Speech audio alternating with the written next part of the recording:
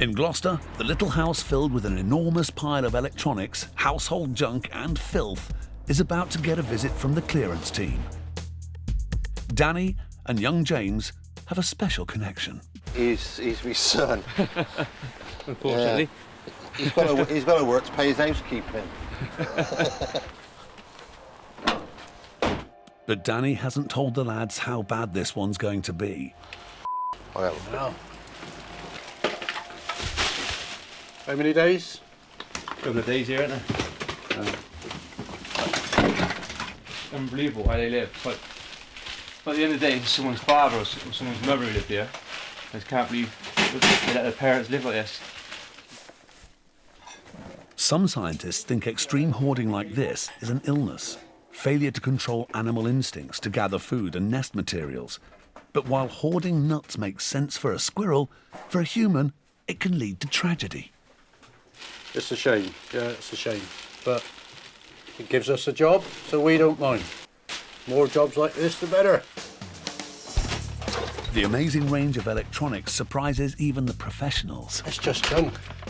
Junk worth, in its day, thousands of pounds, I would imagine. Thousands. James, Yo. if you take one of these, you can call me later. Oh. It ain't hard life you boys got, is it?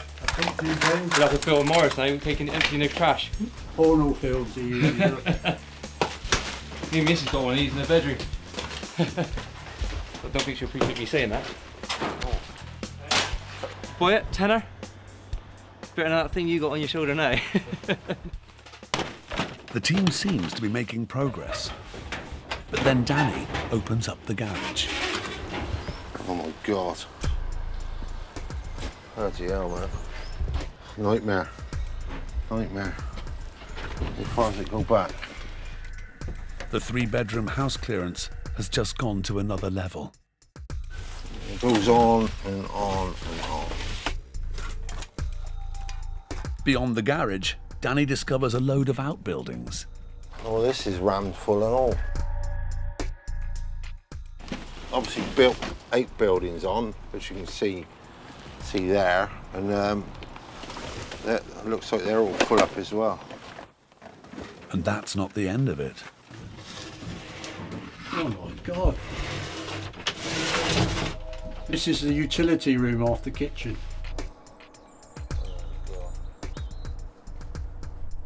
Bits of computers, electrical stuff. There's another one here. I daren't have a look in there. But this is going to be the worst we've cleared, I think. It's not going to be 2 days here. It's going to be more like a week. In Gloucester, the building's a lot smaller, but the scale of the grime is growing all the time. Danny and the crew are rapidly revising how much stuff they've got to clear. Each truckful is 1.5 tons. Yeah, I can't get much more in there, so I should go and dump this now. There'll be no early finish tonight. I just, like with Morris, I say, when we go on a job, I say it only take 10 minutes. He only pays 10 minutes. In the kitchen, things are about to get a lot worse for Morris. The more you move it, the more it smells. That actually looks a bit, could be human things, you know. I don't know what that is in there. It looks a bit like we might have had a wee in there, I think.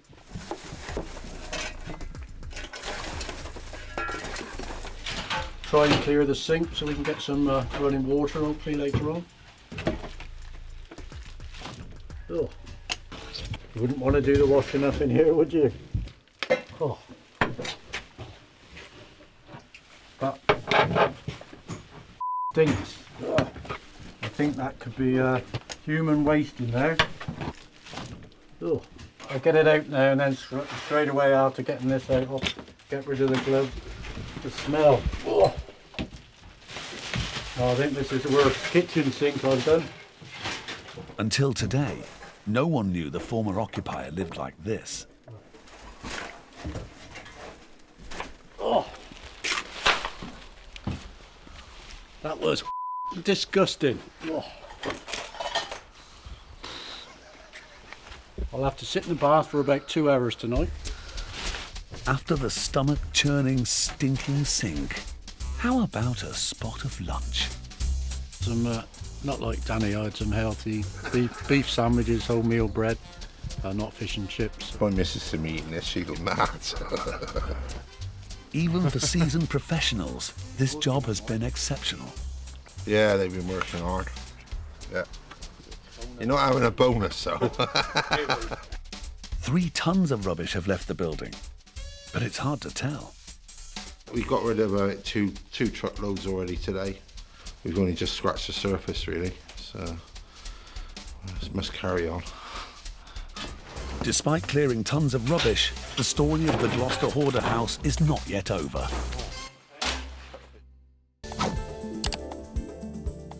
At the other end of the country, in the city of Gloucester, is a filthy structure that at first sight is a little less impressive than a huge ship. But behind the door of this ordinary-looking 3-bedroom house lurks a supersized problem that will shock hardened cleaning professionals, Danny, Morris, and James. Danny heads inside first. He has no idea what he'll find. The next of kin asked me to clear this place out because the poor chap died. Fuck's sake. Incredibly, someone was living here with the house in this state. There's a lot of stuff here, a hell of a lot of stuff here. Videos, monitors. In amongst the household junk is a lot of expensive electronics. I think we're going to be here for a few days, I think. This room here is full right up as well. I don't know how people live in it, but you never know what's next door to you. This is quite nice, isn't it? Oh, it's turning out to be a worse job than I thought. That's nice and clean on there. Some of the food packets seem quite recent. I don't know where he cooked his meals. There's some rats and nothing down there.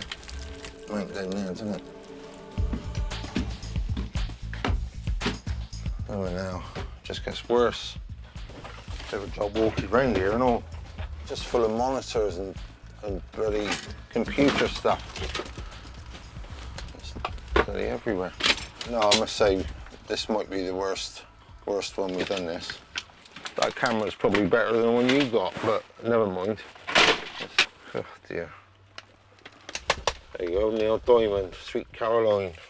Because my wife's name's Caroline, and I don't call her sweet though. All right, boys. There's a bloody lot of stuff in there, you know. So there's a bit of overtime for you tonight. Good. Suited and booted? Yeah, let's get suited up. Let's go. It's back to the tiny house in Gloucester, where every room and several outbuildings were filled with tons of filthy rubbish. Having run out of time on their first visit, Morris, Danny, and James are back. Today, they'll attempt a final clearance of the hoarded electronics and junk. Bit more room now. Breaking the back of it slowly. But there's plenty still to do. And make the boys sweat.